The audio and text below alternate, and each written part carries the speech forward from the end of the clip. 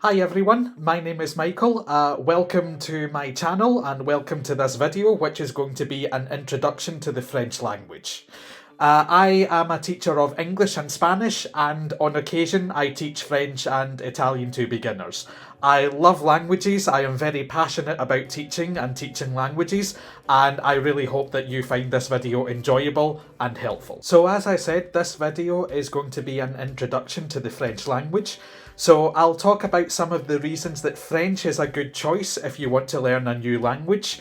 I'll also talk about some of the things that can make French a little bit difficult, some of the challenges about learning French, and I'll also talk about some of the reasons that French isn't as difficult or as alien a foreign language as you might think it is. So, let's start with the first question. Why is French a good choice if you want to learn a new language?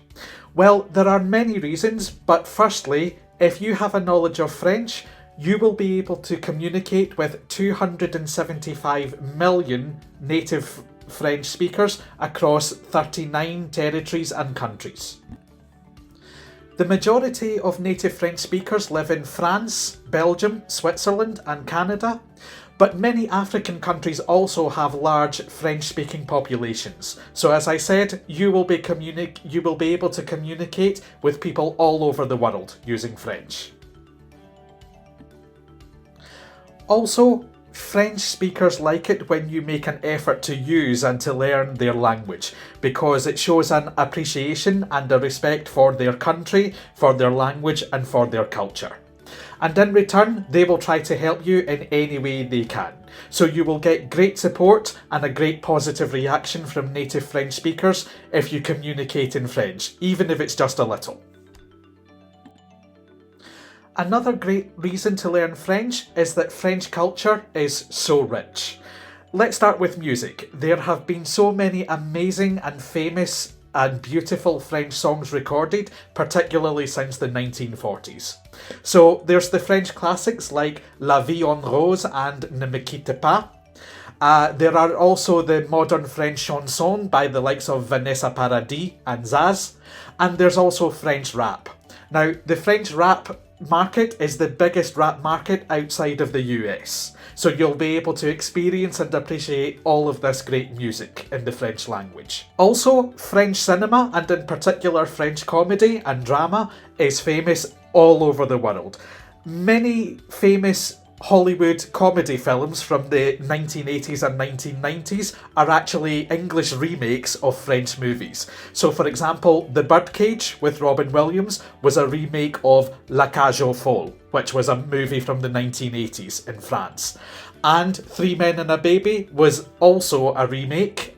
So if you have a knowledge of French, you'll be able to watch the original versions of these great Hollywood comedies. Also, some of the most famous literary and philosophical works have been written in the French language. So with a knowledge of French, you can appreciate the writings of people like Jean-Paul Sartre, Jules Verne, and Simone de Beauvoir, among many others.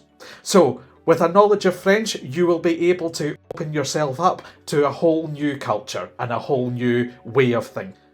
Now, if you're new to the French language, you might be wondering how easy or how difficult French is to learn. Now, the truth of the matter is there is no objectively easy or objectively difficult language to learn. Every language, and French is no exception, every language has features about it that make it difficult or easy for speakers of other languages. Whether a language is easy or difficult depends on many different factors, but let's take a look at some of them now. So, I'll talk about some of the challenges involved in learning French and some of the features of the language that can help you when you're learning French as well. So let's get the bad news out of the way. Let's start with some of the things that can make French a little bit challenging for native speakers of English.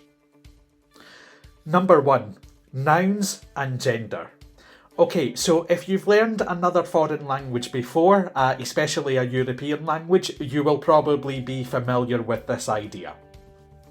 Many European languages, including French, divide their nouns into two different categories, masculine and feminine. We don't have this problem in English. For example, a table is just a table. It's not masculine and it's not feminine. However, in French, you need to know whether a noun is masculine or feminine. Vin, which means wine, is masculine, and maison, which means house, is feminine. And this is important because the other words in a sentence can all change depending on whether the noun that they are talking about is masculine or feminine. So this is something that can be tricky for native speakers of English because generally we don't have to worry about that.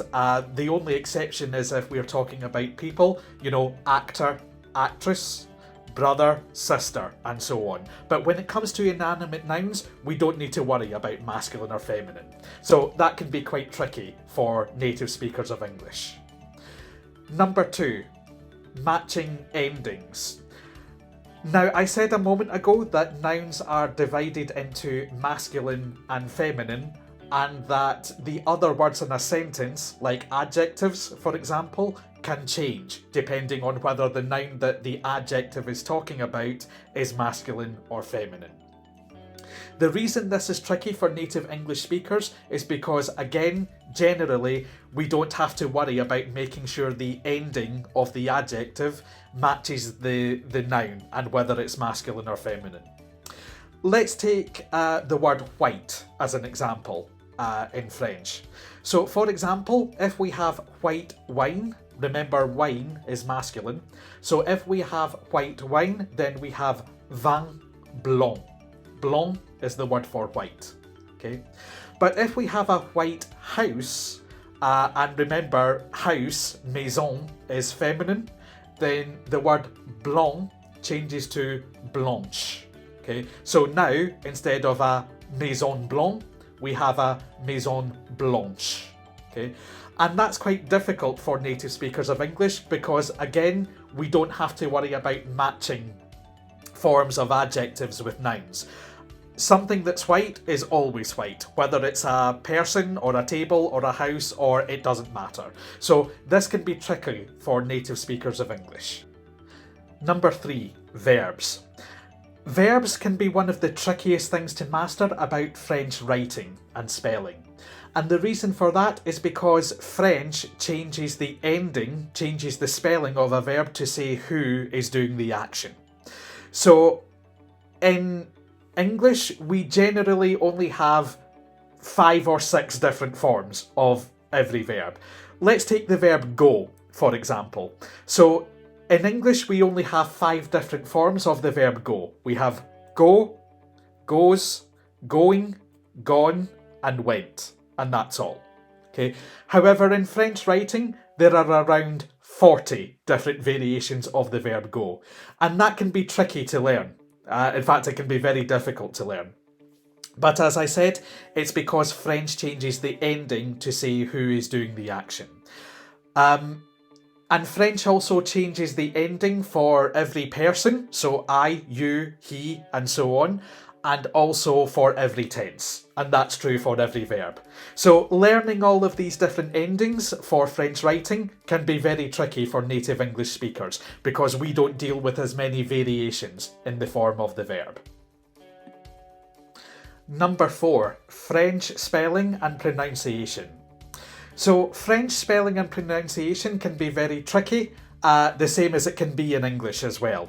And the reason for that is because, like in English, French can have several different ways to write the same sound, and sometimes the spelling doesn't always make it easy to know what the pronunciation of a word is. Okay, but that is true in English as well. So let's take the sound A, like in the English word hey. Now, that sound can be written in several different ways. You can write it with E with an acute accent. You can also write it as E with an acute accent E, and you can also write it as ER. So again, because French has many different ways to write and to spell the same sound, spelling and pronunciation of French words can be a little bit tricky. Don't let these difficult aspects of the French language put you off, because like everything else, the more you practice them, the easier they become. So with regular practice, you can master all of these difficulties about the French language too. Okay, so we've now looked at some of the things that make French a little bit difficult, but let's look at some of the features about French that can help you when you're learning the language. Number 1, shared vocabulary. French is descended from Latin, and English has a lot of Latin-based vocabulary. Therefore, French and English have a lot of shared vocabulary. Sometimes the word is written exactly the same, but with a different pronunciation, and other times the word in French is very similar to the English form, but with 1 or 2 differences, depending on the ending, and so on. So the chances are, if you see a French word and it looks like an English word, then the chances are it has the same meaning. There are always exceptions to that rule, but about 90% of the time, you will have 2 words that look the same and with a similar meaning as well. Number 3, limited pronunciations for different word endings. So remember a few moments ago when I was talking about the fact that French has many different forms of the verb go, for example. It has around 40 different forms of the verb go. Now, the reason for that, as I said, is because French changes the spelling of its verbs depending on who is doing the action. But the good news is that when you're speaking, then the number of different endings is actually very limited. Okay, let's take the verb parler, for example, which in French means to speak. Now, the good news is that the different forms, although the writing is a bit trickier, when you're speaking, then there is not a lot of change in the different forms. So, for example, the way that you say speak, when it's I speak, you speak, he speaks, she speaks, we speak, and they speak, is exactly the same. They are all pronounced parle. Okay? Je parle, tu parles, il parle, elle parle, on parle, il parle, elle parle. So you can see that actually, although the spelling is different, the pronunciation of the different forms of the verb is very, very similar. Okay. Plurals, the plural forms of noun is very similar to this as well. In French, most of the time, the plural form ends in an S, but because of French pronunciation rules, you very often don't hear it. So the pronunciation can be exactly the same.